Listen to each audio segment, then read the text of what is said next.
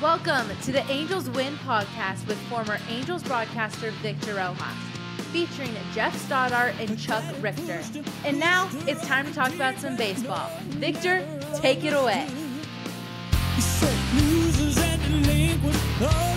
What's going on, everybody? It is a Sunday as we typically record our AngelsWin Podcast. This is episode number 11. I'm Victor Rojas along with Geoff Stoddart and Chuck Richter. So glad you could join us. And gentlemen, cheers to you. I'm back to the vodka.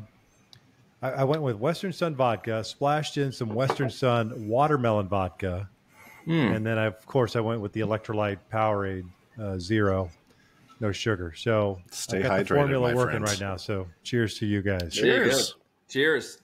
Holiday weekend is upon us. So I guess it is a holiday weekend, and we're in the middle of it.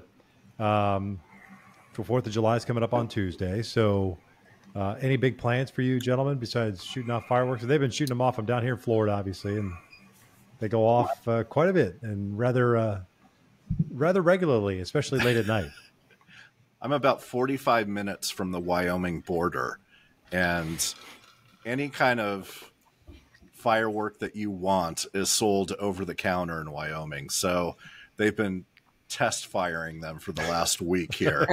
It's crazy. I think my plans are just to hang out with my dog and make sure he doesn't lose his mind. Yeah, we went to Kentucky Lake yesterday, brought the dog up there, and she got to tootle around and play in the water, and they had Tootle. they were doing it. He sounds like a Tennessean now. Tootle. Kentucky Lake. I went down to Kentucky Lake. Look at him. He looks like a Tennessean No doubt. now. No doubt. Ask me how I'm doing, Geoff. How you doing, Chuck? Like a hair in a biscuit. I don't know that I don't want to know what that means. Is that another Albert Einstein quote? I'm hanging in there like a hair in a biscuit. I hear that a lot around here. So. Do you?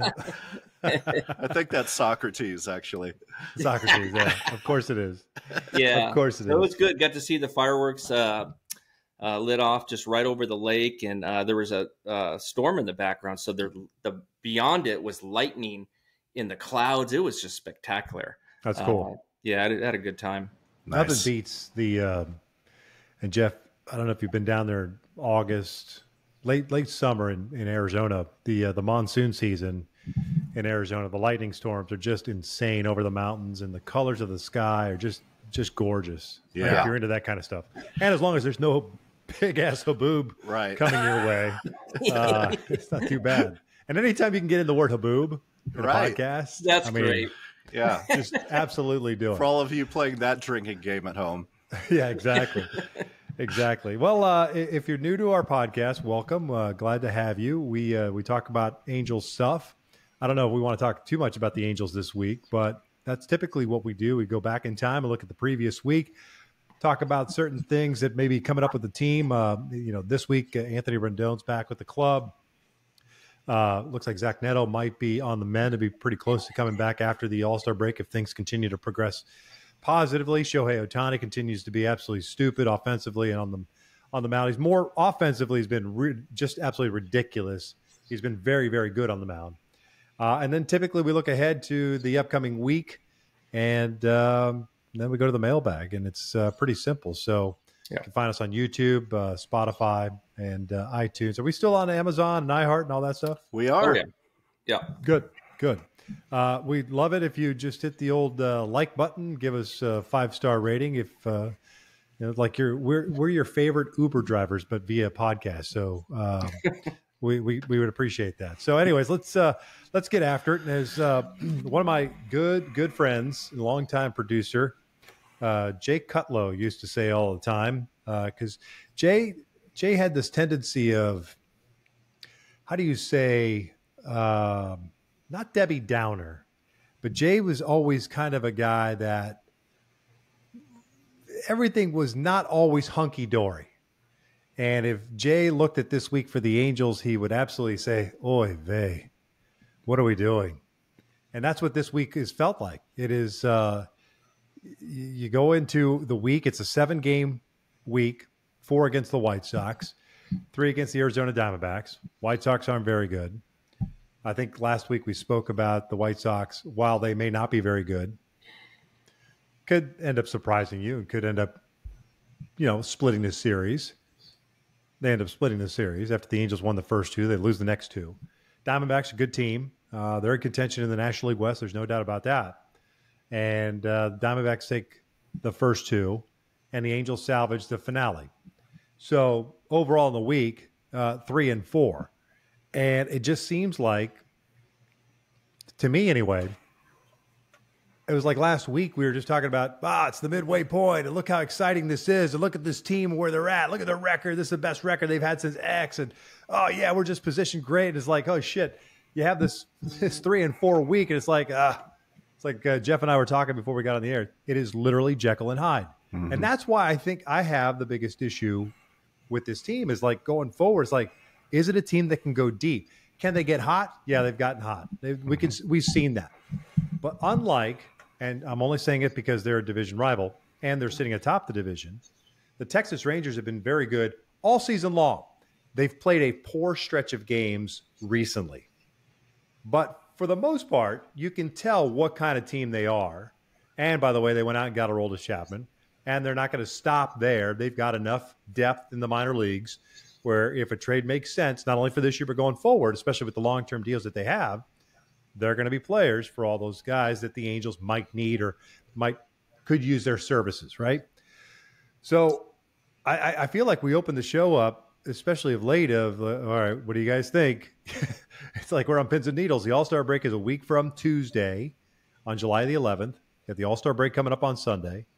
And not to jump the gun, but you got 3 against the San Diego Padres, and you got 3 against the Los Angeles Dodgers before that All-Star break. And we'll touch on that momentarily. But right now, this ball club, Chuck, can you give me a synopsis that I don't know. Instead of being a Debbie Downer and trying to look at everything more as a glass half full, paint that picture for me as far as Angels fans are concerned.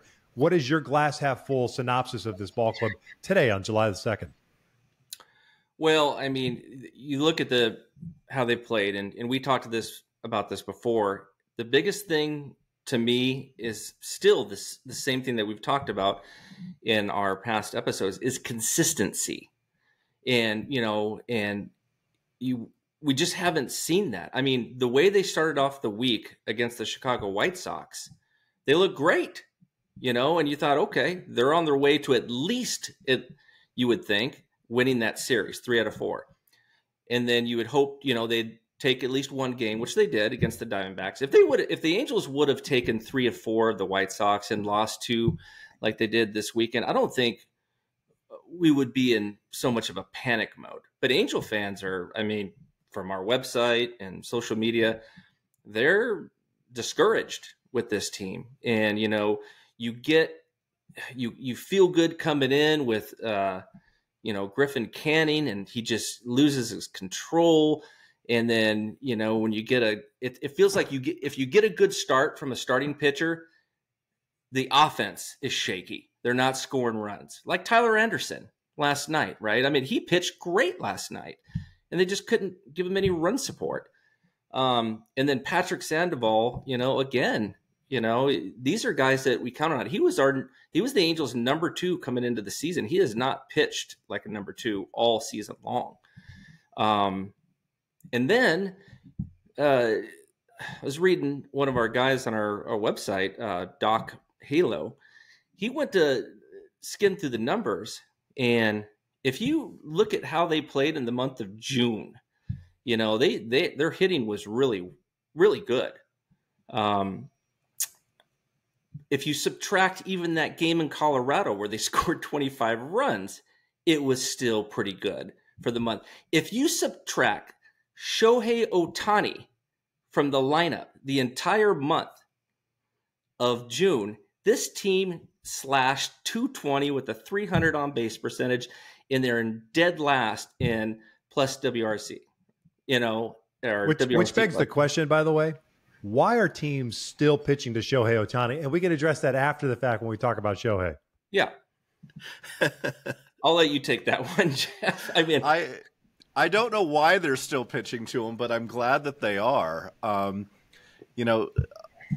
It's funny that I think his home runs that he's had, the big one that he had on Friday night, and certainly the one he had today, I want to say today's was in the 8th inning. I want to say the one on Friday was a late inning one as well.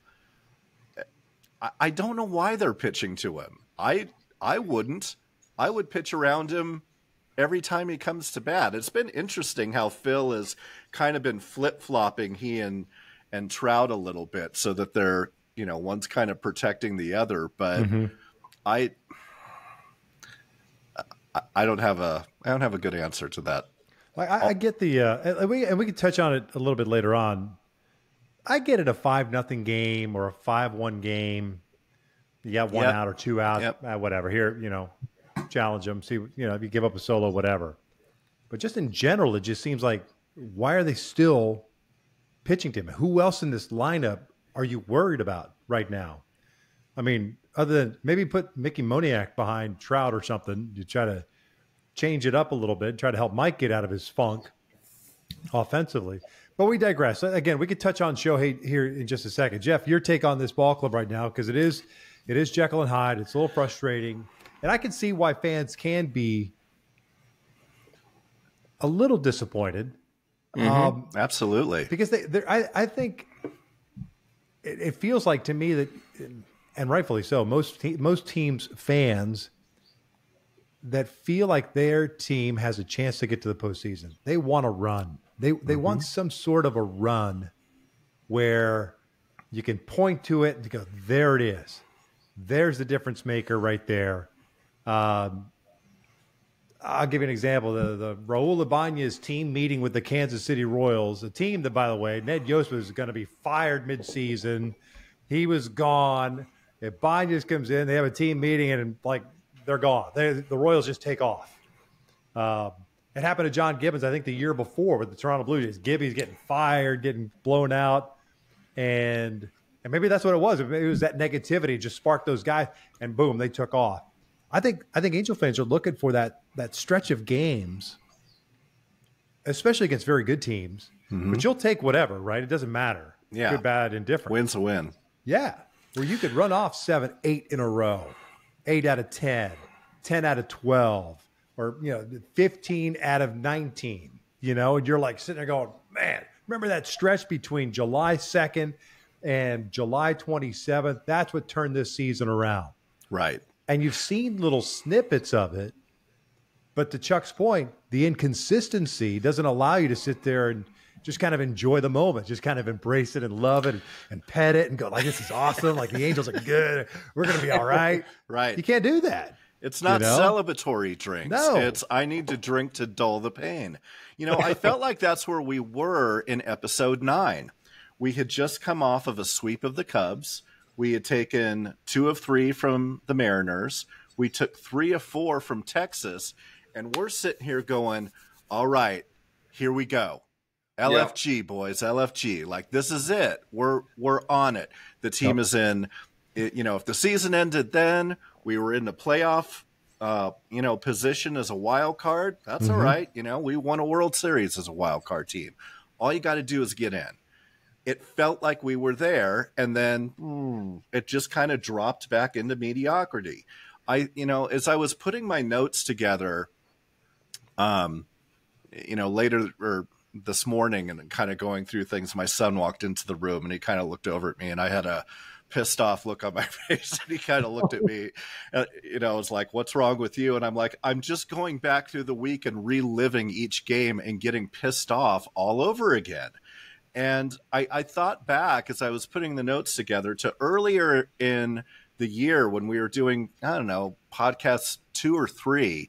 And Victor, you had mentioned that you talked with Gooby about it, us being a 500 team. And he, kind of had a but we could be. And, I look at the record for where we were in June. We were 14-13. We're kind of a 500 team right there. And, we're sitting at 45-41, just 4 games above 500. This team feels better than that, but you've got to prove it on the field, and you've got to prove it consistently. And what this team continues to lack is consistency over and over, where, you know, as Chuck mentioned earlier, you have a good night pitching and the bats go to sleep. The bats are lighting up the scoreboard and the pitchers are serving batting practice. It's the consistency just hasn't been there. Yeah. They had some of the worst at bats I have seen on, you know, especially last night on Saturday, and on Friday against the Diamondbacks. And it's like they're just going up there hacking, you know, and the hitting with runners in scoring position has been a huge issue again. And, you know, that's kind of been their bugaboo for a while. The strikeouts bothering you guys a little bit? The strikeouts are a concern too, especially coming from a guy that's not really a strikeout pitcher last night, you know? And so that's a concern. Mike Trout swinging at pitches well out of the zone, which he would never do in the past. You saw that today. I think he fanned 4 times today. You know, he did hit a home run, but then outside of the home run, I think he fanned 4 times. Yeah, they are a concern. They are a concern, and I think, and rightfully so. And because I think it seems like they go kind of hand in hand. The untimeliness of them, especially with men in scoring position. Yeah. And I think that's why you get these numbers that are kind of skewed to the negative on, you know, with men in scoring position, because, you know, you guys aren't getting the job done. And I know the game is different today as far as, I still believe, while the long ball is still prevalent in today's game, and I get it, living and dying by the long ball is a death knell. I mean, that's just a death sentence to me. I think there are always opportunities to scratch out a run, to manufacture a run, and how important those individual runs can be through the course of a game, through the course of a series, through the course of a week, so on and so forth, and extrapolate that out over the course of a season. How many W's can you sneak out by having, I'm not saying 100% of the time, manufacturing a run, right? You know, giving yourself up for the greater good, understanding the situation, infield's back, less than 2 outs, ground ball to anybody but the guy at third base because he's playing even with the bag, if not playing in, get you a run. You give yourself up for the run, you get the RBI, 2 outs, bases clear, big deal. I know that you ideally want to have a hit and you continue the momentum and you pass the baton, but sometimes it's okay to not have to be so perfect to try to drive the ball out of the ballpark and all of a sudden it becomes a fly ball to shallow left or center or right that the run doesn't count. Now you got 2 outs and a man at third base. Put the ball in play, just that kind of mentality. And I think it's there. I think they have the personnel that can manipulate at-bats. I mean, at this level, when you look at that lineup, those guys should be able to do that. Trout, Ohtani. I think Rendon does that to a certain extent offensively. When I think he looks at the landscape and realizes, okay, I got a guy I can get in or whatever. I'm gonna get the guy in. I'll go for 1 with an RBI. I'll take it. I got the run in. We're up 1-0. I think he's that kind of guy. I'm not saying Mike and Shohei are not. I just think those guys are at a different stratosphere. You know what I mean? And those guys are so finely tuned, for the most part, have been throughout their careers. Trout, not so much this year. They're so finely tuned. They understand the job. They understand the assignment when they step in the batter's box and they look out at the field, defenders, who's on the mound, runners' positions, so on and so forth. And so I just wish we, as an organization, I'm not even there, haven't been there for a couple of years, and I hate it when I do that. But it's okay to just move a guy over. You know, you get guys that hit a fly ball to shallow right, don't get the run in, they come back in the dugouts, it's high fives. Hey, nice try, like Little League or, you know, a tournament game in the summer for kids that are 16. Hey, good effort. That's a great effort. No, it was a shitty effort. You didn't get the run in. At the big leagues, it's all about results, man. You know, if you want an attaboy, go do something else. There's nothing about participation medals when you're talking about Major League Baseball. So I know I'm kind of going long-winded. But I think there are opportunities that have been missed by this club that have prevented them from going on that long run.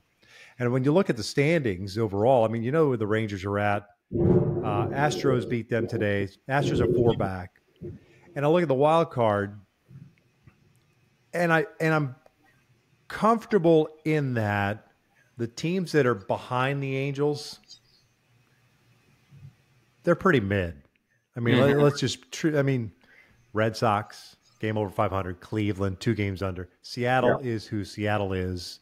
I know there's a lot of play for them, but they've not lived. Then you get into Detroit, Chicago, Kansas City, Oakland. You know what I'm saying? It's the teams that are in front of you. Right. Baltimore has nothing to lose. Nothing to lose. They are playing free and clear baseball. They are youngsters. The old adage of they're too dumb to realize how good they are. You know what I'm saying? House money. Exactly. They are playing out. They're 49-33. They've got their first wild card spot.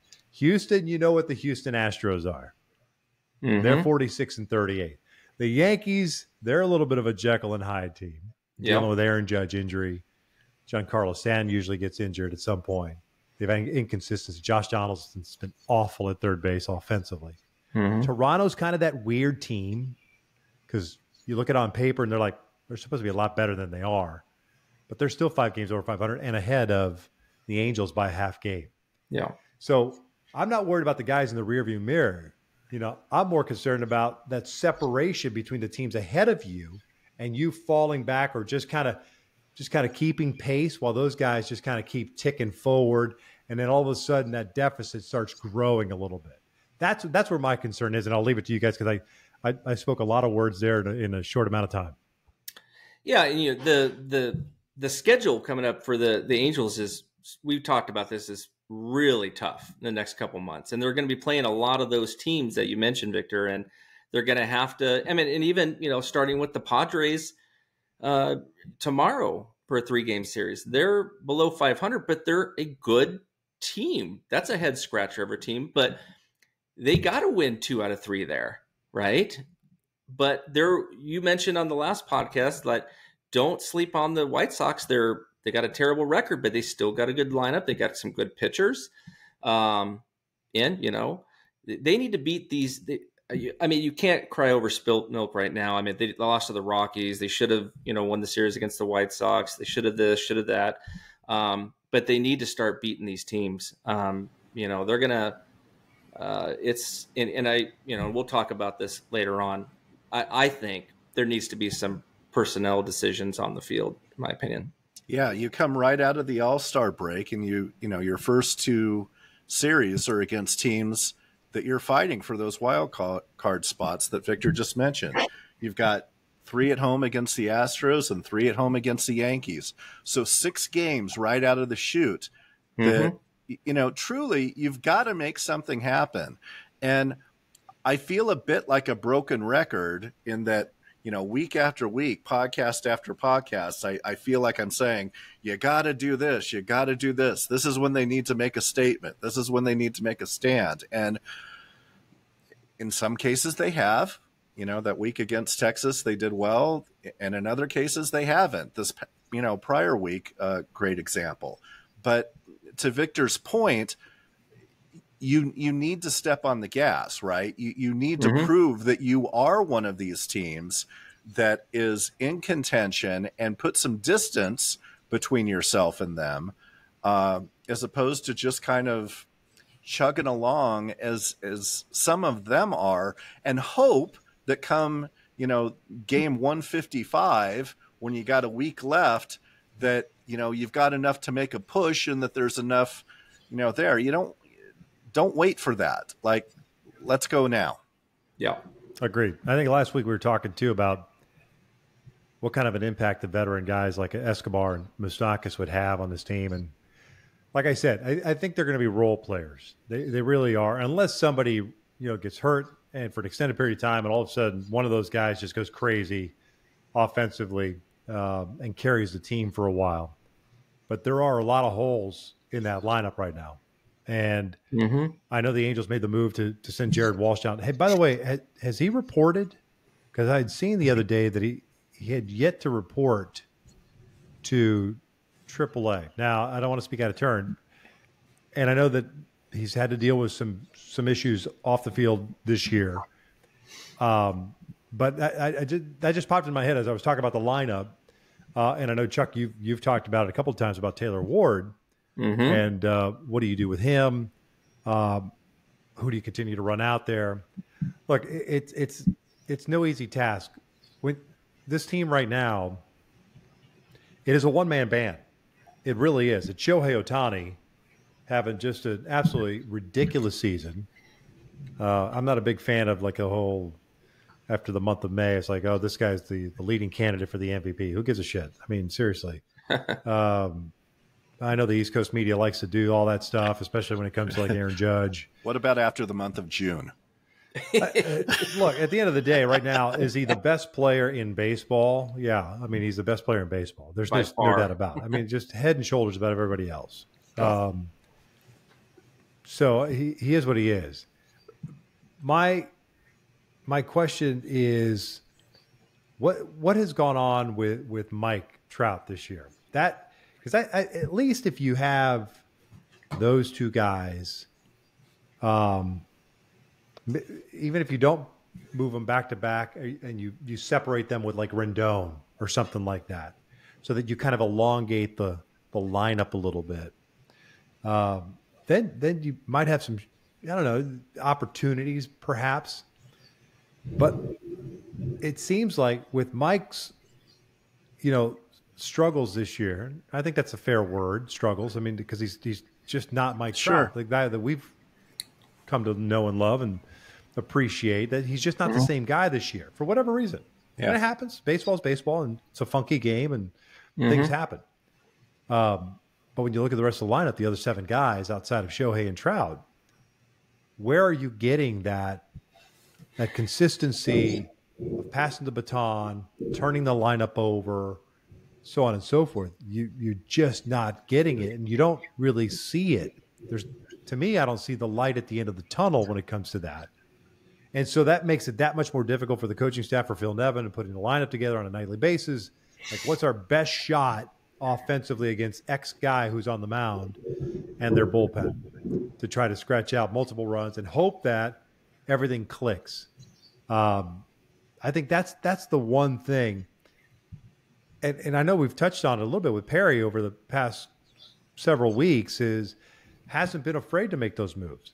Now, will the lineup change a little bit when Zach Neto comes back and hopefully he's healthy? Yeah, I think it'll help for sure. For sure. I think defensively, his game right now defensively is just a tick above the offensive side. But, dude, he was at Campbell University, 14 months ago. There's some growth there. And I think the more at-bats he gets, the better he's going to become offensively. There's no doubt he's got the swagger. So I think that, looking ahead to post-All-Star break, that is a positive. I think that's going to help this ball club. Besides the fact that it's going to inject a little life, I think, into the clubhouse, into the lineup, and the way he plays the game. And we've touched on this before. There's just something, you kind of get fired up to see those type of guys play the game, right? So I think that'll be nice to have, assuming everything progresses. And that's what I read this morning, that it seems like he's starting to feel better and better, taking some ground balls. You got to be careful with obliques because you just never know. Anything can flare up.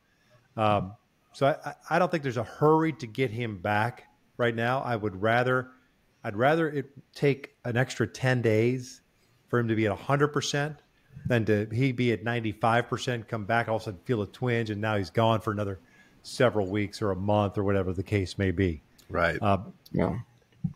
But back to the point about Perry is that you're going to have to try to push some buttons. You're just going to have to do it. I know we talked about Trey Cabbage and the like. Just to try to see if you can flip some sort of a switch.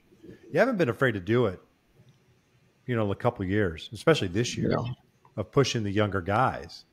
So I wouldn't stop now. Why? Because the worst case scenario is all you're doing is getting a guy just experience at the major league level, whether it's good, bad, or indifferent. Experience is experience. I mean,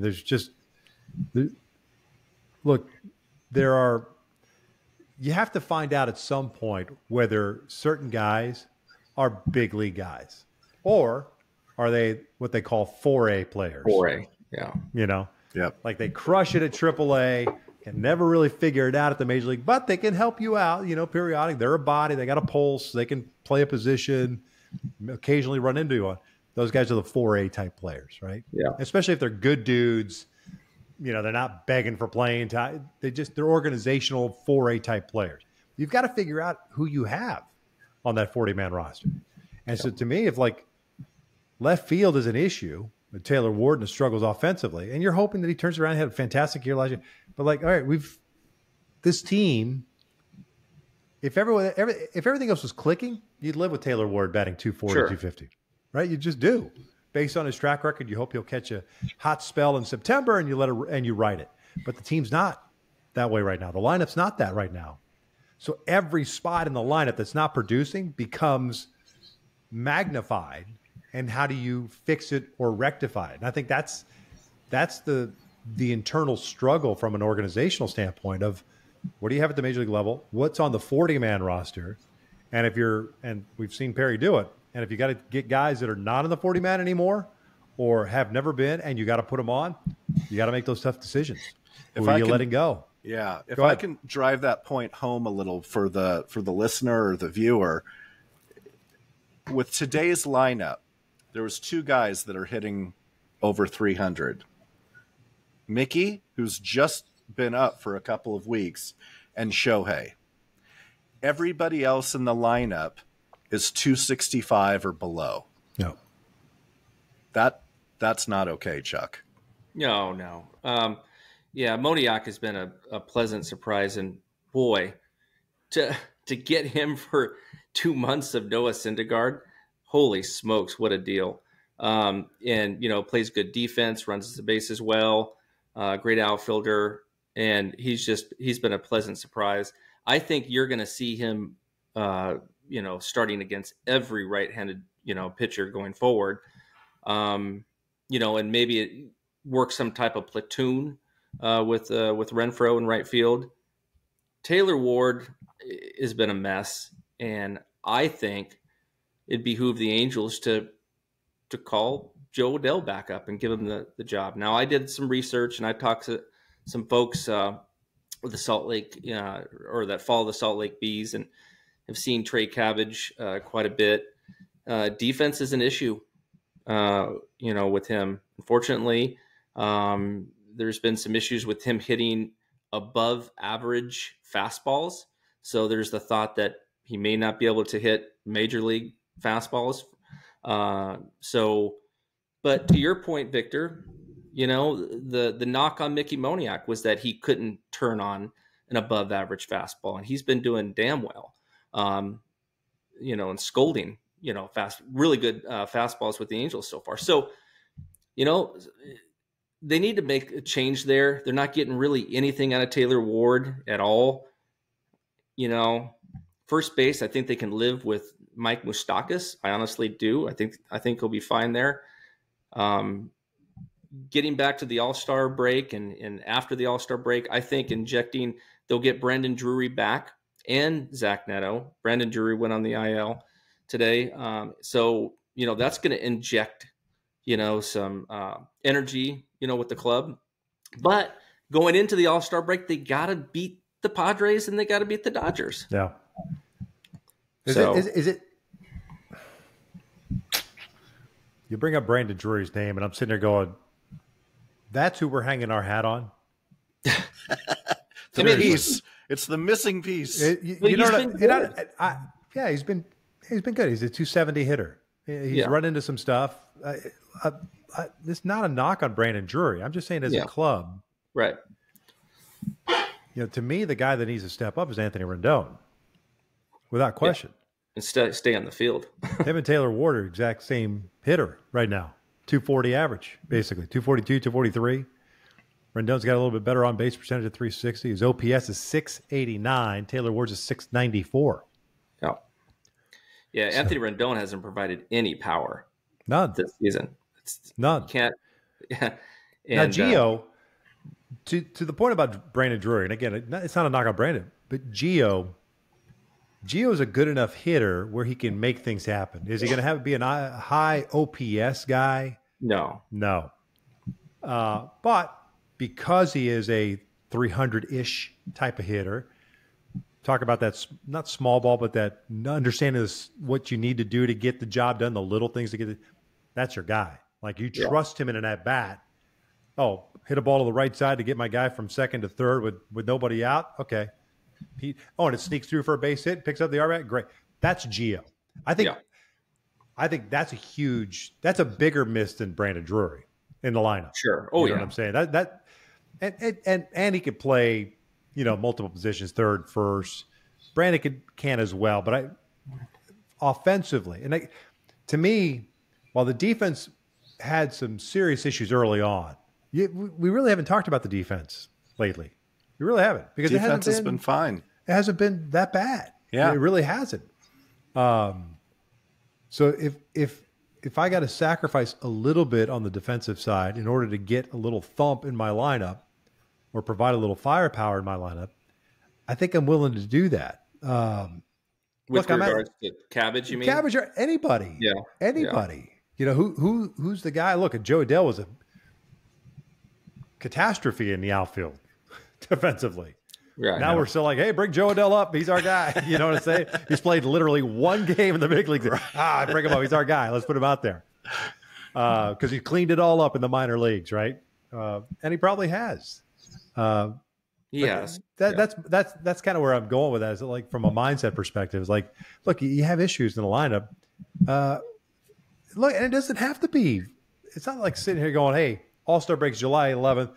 After the July 9th game, they go on hiatus for 4 days. On July 10th or whatever, the July 14th, whatever the date is, let's bring X player up and let's keep him here throughout the rest of the year. I'm not saying that. I'm saying, what do you lose by bringing somebody up to try to spark something or catch lightning in a bottle? Because that's where this team is at right now. They need to catch lightning in a bottle somewhere. They're catching it with Mickey Moniak, right? Mm-hmm. Shohei's a different world. They're hoping Trout snaps at it. They're hoping Taylor Ward snaps at it. When you're consistently hoping Anthony Rendon's, when you're consistently hoping that these guys snap out of it, you're kind of hopeless. Seriously. Right. You end up running out of hope. Because until they do, you're continuously hoping that these guys play to their level, whatever that level is. And for Anthony Rendon, it's a high level. Yeah. At the major league level, he's put up big time numbers when healthy. Unfortunately, he hasn't been healthy with the Angels, and I think that doesn't help matters, and it exposes all the other deficiencies you have in that lineup. Right. I will say one point on Joe Adele, Victor. He has made great strides in his defense, and from everybody I talked to that's followed the Bees, they said he's just a different player in the outfield. I don't disagrry. Yeah. I don't disagree, Chuck. And all I will say to that point is, until you do it in the big leagues, right, you are who you are, right? Yeah. Because it's different. It is different. The home white uniforms are a little bit brighter. The lights are brighter. The stadiums are bigger. Yep. There's more people. There's more pressure. It's a different game at the major league level than playing in Salt Lake City. And mentally, I know he's busted his ass, and I think that's awesome. He's played himself back into prospect status. I think that's awesome. If he can help the Angels, awesome. Bring him up. But until he does it consistently at the major league level on the defensive side, I appreciate all the work that he's put in. Hopefully it translates to when he does get that call, he kicks ass out in the outfield. Because that's what I want. That's what I want for him. I felt bad for him. Everyone keeps replaying whenever they show Joe Adele clip the throw from left field that was nowhere near home last year. That kind of stuff happened. Did we not watch Justin Upton make some unbelievably bad plays in left field? Love Justin Upton. Great human being. One of the best people you will ever know. Supremely talented family. Justin, his brother, was stupid good too. Yeah. But towards the tail end of his career, Justin Upton was a mid at best defender in the outfield. There's just no doubt about it. So now you hope that the guy like Joe Adele, he does turn it around and salvages that part of his career. So when he gets that opportunity, hits the ground running, And the Angels, and he pays dividends for the Angels or whomever else if he ends up being traded for to help this ball club. He ends up providing substantial value for himself, for his family, and for the team that he's going to or with the Angels so that he can have a long, prosperous career. Yeah. Indeed. No, I totally agree. That's like the perfect way to end a show. All right, everybody. Thanks for watching. See you next week. Yeah. All right, we got a little bit of time left, and I know we've talked a little bit about this lineup ad nauseum, but got to talk about Shohei. And we did a little bit about why teams are still pitching to him, and I don't understand it when you get the whole Barry Bonds situation. Barry getting walked pretty much every time. It didn't matter the score, it didn't matter the situation, it didn't matter if the bases were loaded. Ask Buck Showalter. But Shohei, I didn't think it was possible to make more money, and I don't know how much more he's really going to make going into the season based on the assumptions of what his value is going to be. He's making $30 million this year, right? Arbitration record, pre-arbitration and all that stuff. They took care of that. Making 30. I tweeted the other day about joking around about hey, for the people in the back of the room, he's pretty good at baseball that didn't want to pay attention to him or, whether it's East Coast bias or what have you. And I did it, with tongue firmly planted in cheek just to kind of get a rise out of some people. And you did. And it worked. It worked. Yeah. Yeah. Mission accomplished. But he's so freaking good. I think we've seen it and we've seen that potential. And because we saw it on an everyday basis, you just knew. And when you explained it to people, they didn't want to believe it. Or it's like, man, can he really do that? I remember Josh Hamilton. I don't know if I shared this story with you guys. When he was with the Rangers. Yeah. My first recollection of Josh Hamilton, I was in the radio booth with the Rangers, and we were at Angel Stadium. And he hit a ball over GA's head in left field. And he ran around the bases, got to third base. Third base on a ball hit over left field. He got to third base, didn't have to slide. But it almost looked as if he needed, one of those nets on an aircraft carrier that catches the planes when they don't have landing gear. He was moving that fast that I didn't think it was possible that he'd be able to slow things down. He needed a parachute to slow things down. When I watched him play early on, I'm thinking, this guy is absolutely ridiculous. The sound, just close your eyes, and the sound of the ball off his bat and how far he hit a ball. The demons that he had off the field notwithstanding, to this day, I think they say, perhaps the greatest high school amateur player going into a draft ever. That's how ridiculous he was. And when he got to the big leagues, you could see the ridiculousness. I mean, just stupid. Shohei, different type of player. Because he's not an outfielder. But the whole 5-tool player thing, like, is there a way to recoin that phrase for Shohei? Because if you think about it, he hits for average, he hits for power, the arm is off the charts, he runs pretty damn well for a big man. He runs well for anybody. For anybody. So he is, by all measure, an absolute 5-tool player. And I know that term gets thrown around way too loosely nowadays. But he absolutely is. And I'm glad that everybody is jumping on board the Shohei train. I really, across the country, it's great to see. I think he said no to the home run derby, right? Yeah, he did. Yeah. I think so, yeah. And I think that's smart. If he were a one position player, a guy, a DH or an outfielder, fine, go do it. But when you're doing both from the pitching standpoint, I think it's absolutely makes sense to not be a part of the home run derby. As much as Major League Baseball would love to have it from a growing. Well, and when you're on the precipice of the biggest contract Yeah. Not only in baseball history, but maybe in sports history. Yeah. You know, you don't mess It's with insane. that. You think about how good this kid is. Can he get better? And I know he started to get to age 29, 30, and all, kind of starts to even out, starts to dip. Every player's different at that stage. But he's going to be 29 when he hits the free agent market. It's like, how do you put a value on that?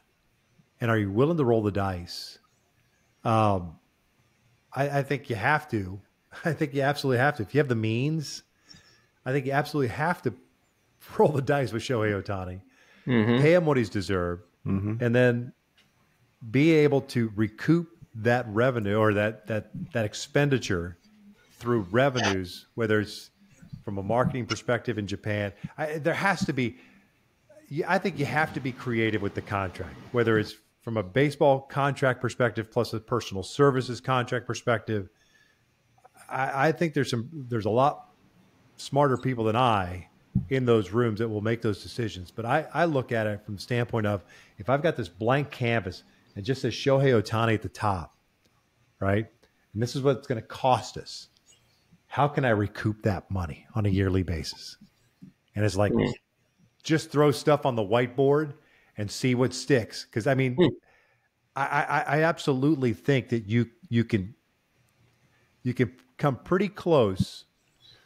TV money notwithstanding, because TV money is no longer fungible because of the bankruptcy situation that the RSNs are in right now. Right. Across the board, not just Bally's. All the RSNs are might be in trouble. And that world is different. So where you knew you were going to get, depending on the team, especially on the higher level teams, $100 million a year, $110 million a year on their TV contract, you've got to be careful with that, right? Like, where can I make up that money elsewhere in order to pay Shohei Ohtani? And I guarantee you all those conversations are absolutely going on with the teams that are going to go after him this offseason, including the Angels. And I've said this before as far as the Angels, and I feel like, goodness gracious, you guys, I've talked a lot on this podcast today. I'm just sitting here drinking. Yeah. How an Angels flag has not been absolutely planted on that island nation of Japan and marketed the living daylights and just opened the biggest Angels team store in the biggest cities there is beyond me.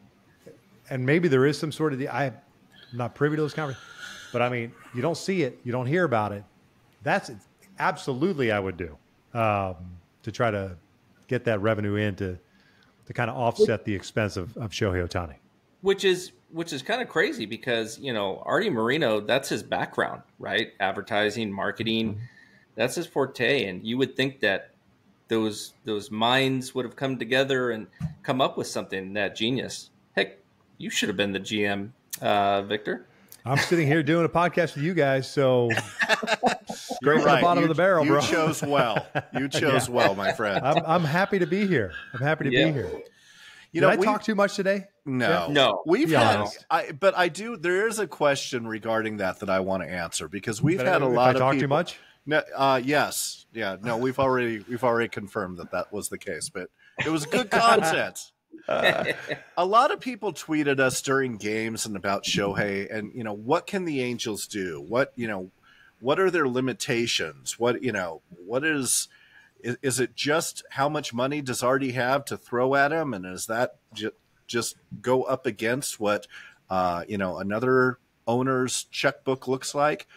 Or are there creative ways? And Victor, you kind of, talked about some.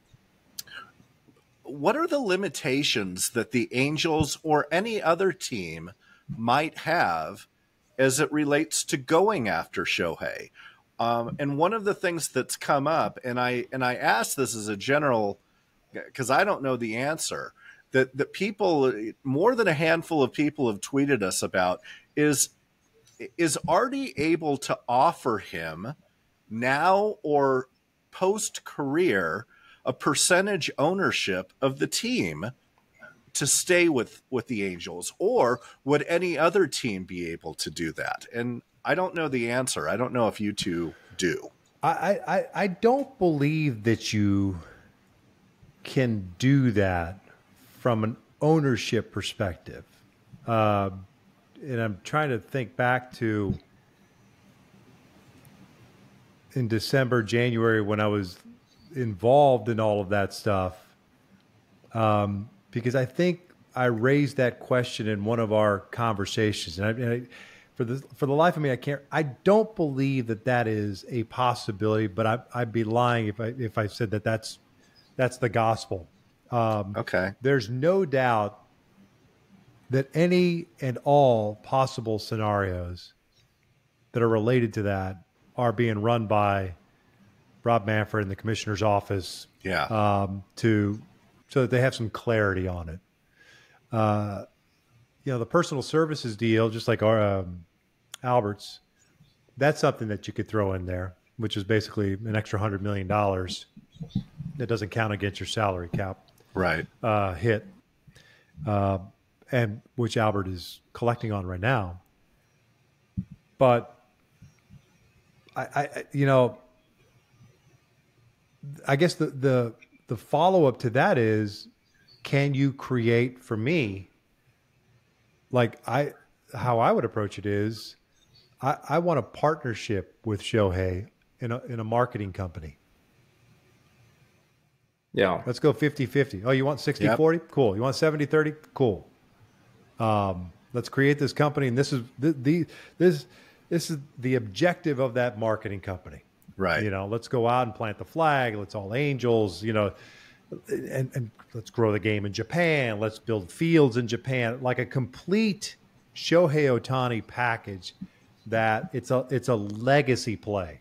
Yeah. It's not just a contract. It's not just this lifetime deal or whatever the case may be, 10 years, whatever you want to play it out, personal. No, it's a legacy. So that when his time on this earth is done, it's like everyone knows the impact that Shohei Ohtani not only had on baseball here in the United States, but in Japan and around the world. Mm-hmm. Don't just keep it Pacific Rim and the United States. Yep. Market the living crap out of him around the entire world. Work with Major League Baseball. Take him to London. Take him to Italy. Take him to Pakistan. Take him to Saudi Arabia. You want to grow the game globally. Mm-hmm. Use the biggest global superstar your sport has and market the living daylights out of it. Yep. And monetize it if possible and give him the bulk of it if you want to do that. To me, that's how you offset. Again, I'm not a financial guy. I'm more of an idea guy. But you play one on a podcast. Periodically. I did sleep at a Holiday Inn Express last night. If Holiday Inn Express would like to sponsor the podcast, please let us know. Right. Chuck at AngelsWin.com. Yeah, exactly. Hey, go ahead.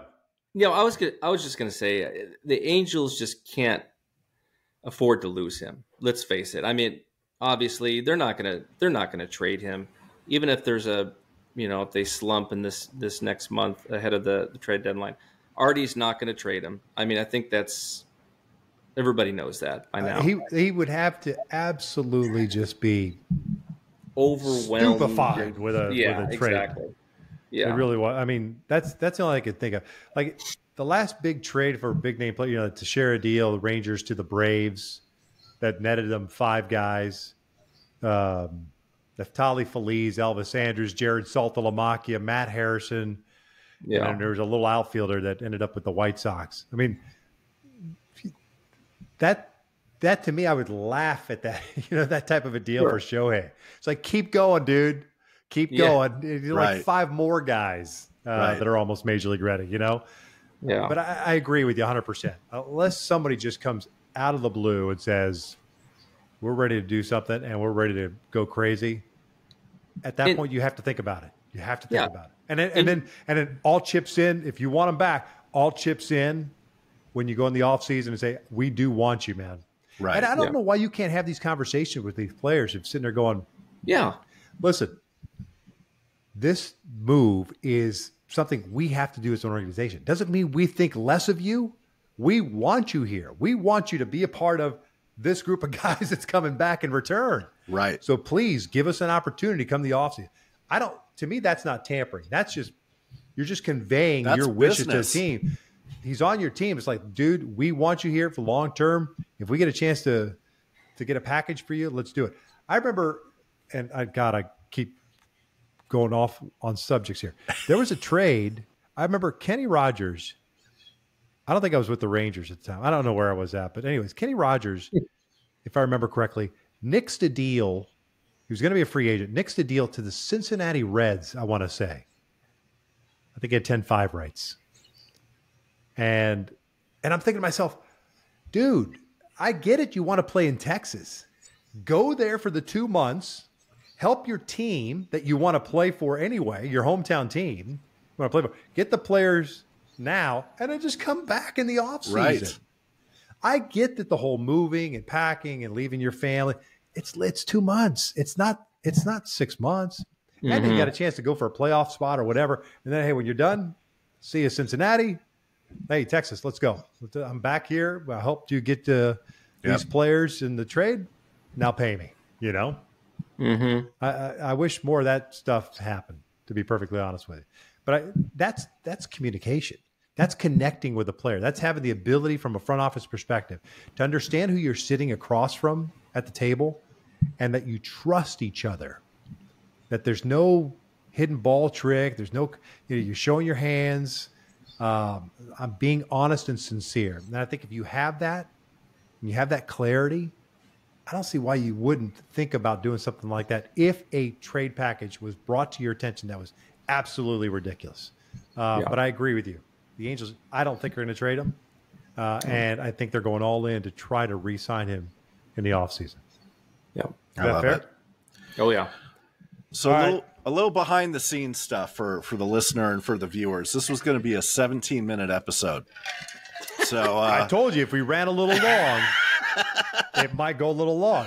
I guess we were 40 minutes long. We're pushing an hour, so we're going to skip the mailbag. But I do want to give some shout outs to some people that sent in some stuff because we've got some really cool things that have come in.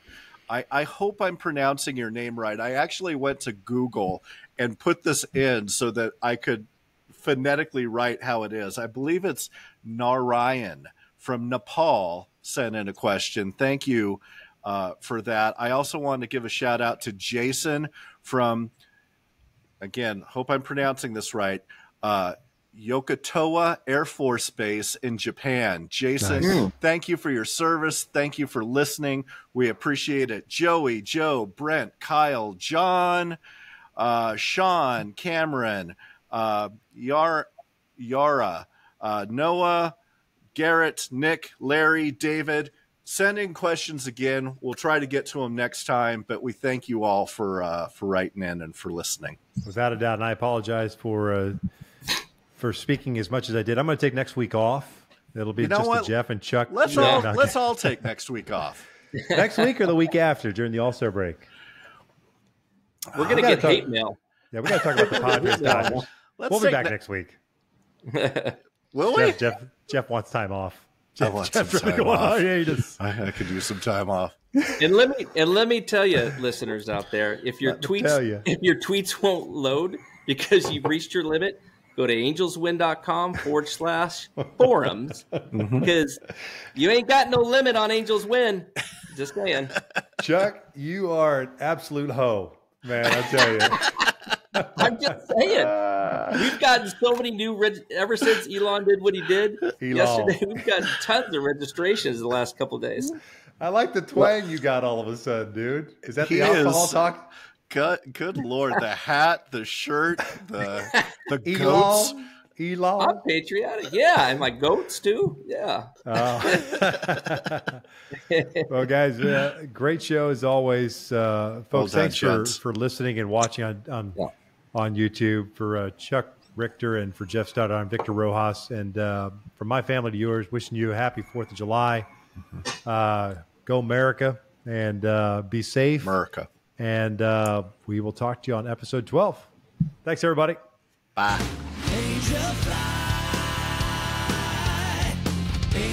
Thank you for listening to the Angels Win Podcast with Victor Rojas, Chuck Richter, and Geoff Stoddart. Go Halos and drive home safely.